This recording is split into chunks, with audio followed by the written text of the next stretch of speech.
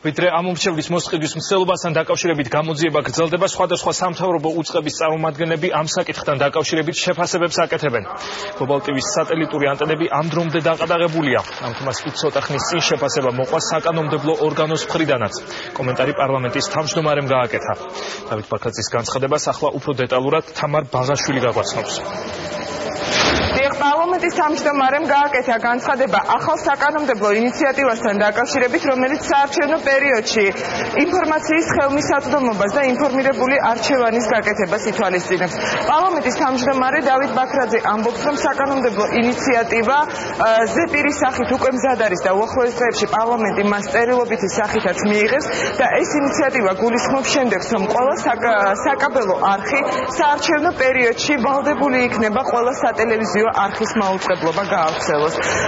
ეს არის დავით ბაქრაძის განცხადებით, იქიდან გამომდინარე, რომ საარჩევნო პერიოდში ყველა ადამიანს, ყველა ამომრჩეველს ჰქონდეს ინფორმაციის ხელმისაწვდომობა. სხვა შემთხვევაში, როგორც პარლამენტის თავმჯდომარე ამბობს, ეს არის ურთიერთობა საკაბელოსა და ტელევიზიას შორის, ანუ ორ კომერციულ უწყებას შორის, სადაც სახელმწიფო ჩარევა უნდა იყოს როგორც წესი მინიმალური, თუმცა გამომდინარე იქიდან, რომ წინა საარჩევნო პერიოდში ძალიან დიდია მოსახლეობის ინტერესი მიიღოს მაქსიმალური ინფორმაცია არჩევნების თაობაზე და ამის ანალოგი უკვე არსებობს, როდესაც ყველა არხი ვალდებულია წინა საარჩევნო პერიოდში გაუშვას ყველა პოლიტიკური ძალის უფასო რეკლამა, სწორედ ანალოგიური მოხდება უკვე სატელევიზიო არხებთან დაკავშირებით და ამ საკანონმდებლო ინიციატივის მიხედვით უკვე როგორც გითხარით, ყველა არხი ვალდებული იქნება, ყველა საკაბელო არხი ვალდებული იქნება ყველა ტელევიზიის ტრანსლირება საარჩევნო პერიოდში მოახდინოს.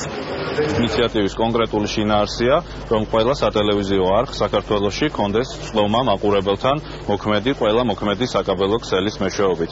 ეს არის გზა, რომლითაც ყველა სატელევიზიო არხს, ყველა პოლიტიკურ ძალას ექნება საშუალება თავის სიტყვა მიიტანოს ამომრჩევლამდე და რაც ყველაზე მნიშვნელოვანია, ეს არის გზა, რომ საარჩევნო პერიოდში ჩვენ ამომრჩეველს კონდეს შეუზღუდავი ინფორმაციის მიღების საშუალება.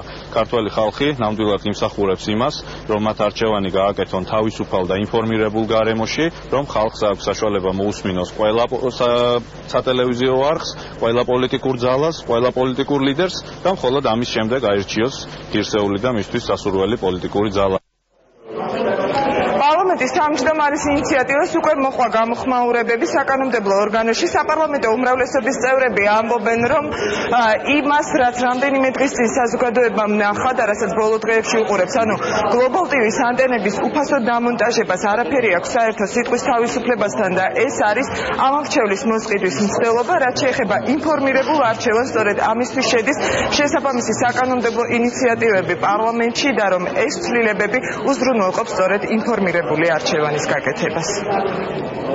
თანამედროვე დემოკრატიული არჩევანი გულისხმობს ინფორმირებულ არჩევანს. თუ არ არის ბოლომდე გათვითცნობიერებული ამომრჩეველი, ვინ რას წარმოადგენს, რომელ პარტიას რა პროგრამა აქვს და რა შეხედულებები, ბუნებრივია ვერ ჩაითვლება საბოლოოდ სრულფასოვნად არჩევნები და ამისათვის იქმნება საკანონმდებლო ნაბიჯი. პრინციპული თანხმობა არსებობს, რადგანაც მარეგულირებელს რამდენადაც ვიცი ჰქონდა პრობლემა, რომ ეს მოეთხოვა საკაბელოებისაგან, რომ ნებისმიერი ტელეკომპანიის გადაცემები გაეშვათ და რახანასია ჩვენ საკანონმდებლო ცვლილებაზე ვიზრუნებთ, რომ საარჩევნო პერიოდში ჩავერიოთ კერძო კომპანიების საქმეში იმისათვის, რომ ინფორმირებული არჩევანის პრინციპი იქნას დაცული. უკანასკნელი დღეების განმავლობაში ჩვენ მომსწრენი ვიყავით, თუ როგორ ცდილობდა ერთი კონკრეტული პოლიტიკური ძალა ამომრჩევლის მოსყიდვა ძვირადღირებული ანტენების შეთავაზებით პრაქტიკულად უფასოდ.